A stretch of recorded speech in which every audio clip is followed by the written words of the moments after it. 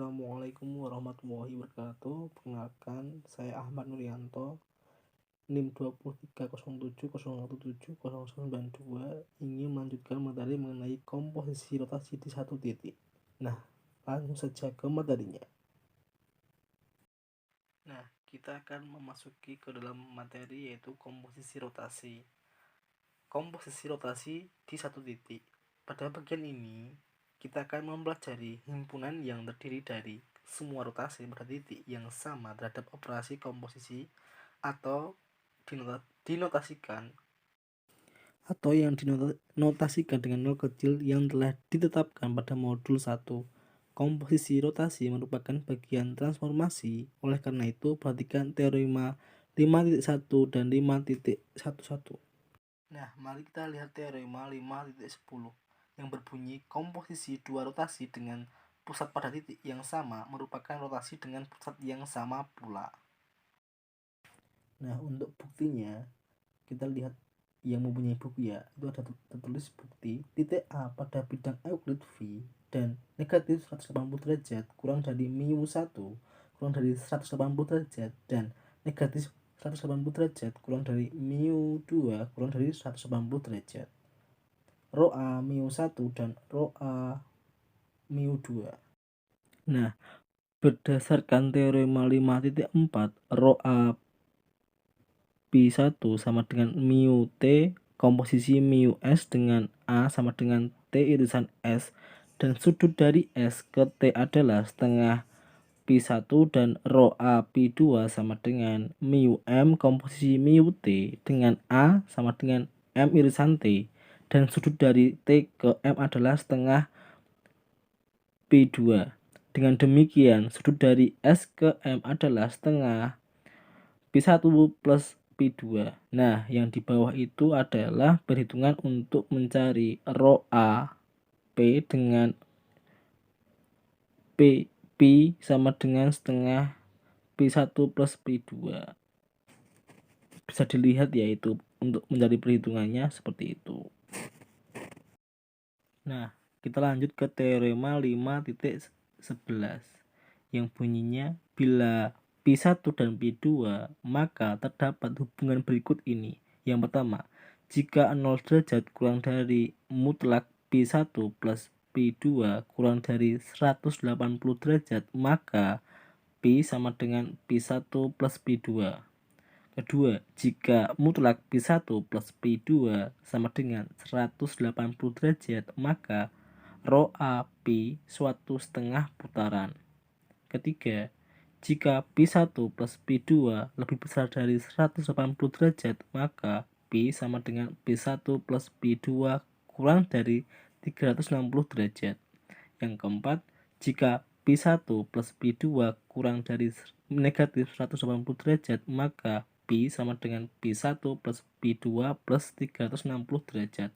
Yang terakhir, jika P1 plus P2 sama dengan 0 derajat, maka Rho A P suatu identitas.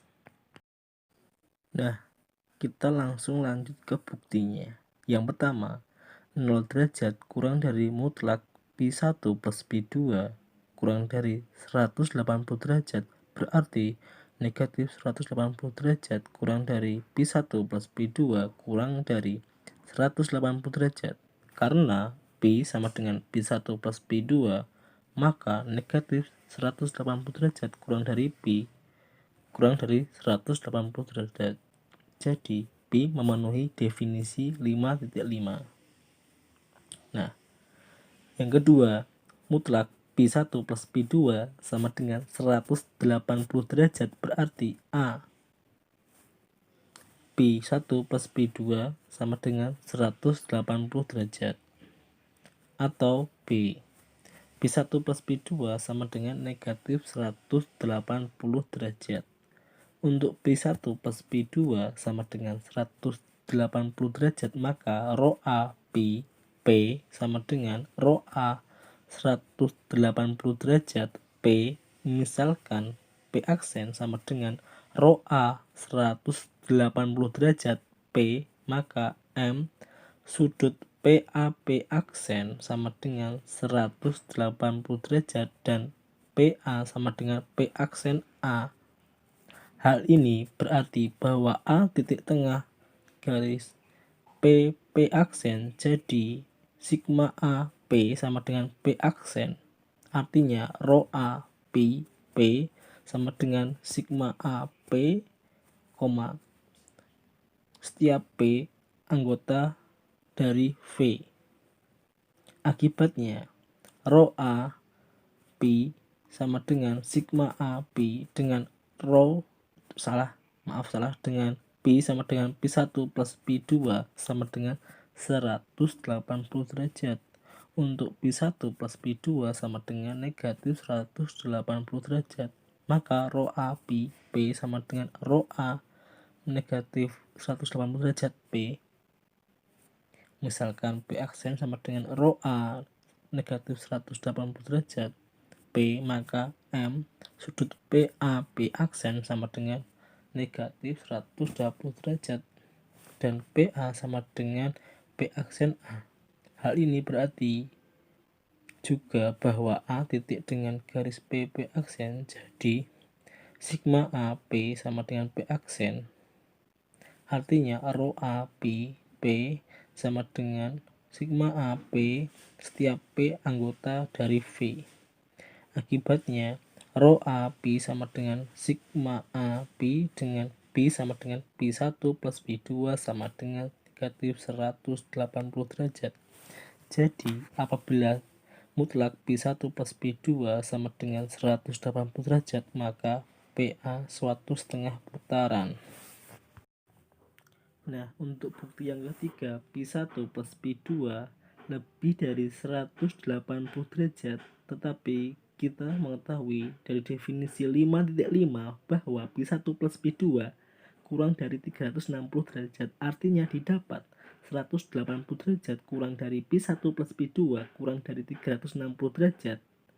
Yang selanjutnya 180 derajat kurang dari 360 derajat kurang dari P1 plus P2 kurang 360 derajat kurang dari 360 derajat kurangi 360 derajat. Nah, dalam hal ini yang tahap kedua ini semuanya dikurangkan oleh 360 derajat. Selanjutnya 180 derajat dikurangi 360 derajat, maka hasilnya negatif 180 derajat kurang dari P1 plus P2 kurang dari 360 derajat kurang dari 0.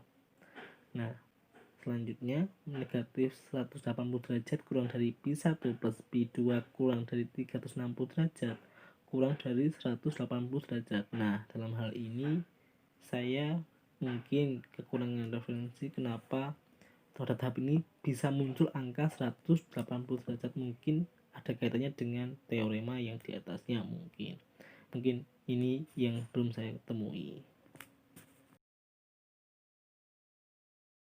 Lanjut ke teorema 5.12 yang berbunyi himpunan yang terdiri dari semua rotasi dengan pusat yang sama membentuk sistem matematika grup terhadap operasi komposisi yang dinotasikan dengan 0 kecil. Bukti, Anda telah mengetahui dari modul 1 bahwa himpunan semua transformasi T membentuk grup terhadap operasi komposisi transformasi. Karena setiap rotasi merupakan transformasi, apabila R himpunan sama, semua rotasi dengan pusat yang sama, maka R bagian dari T. Berdasarkan teorema 5.10, operasi komposisi tertutup pada R, dan berdasarkan teorema 5.9, apabila rho A P bagian anggota dari R, maka rho A P inverse sama dengan rho A negatif P bagian dari R.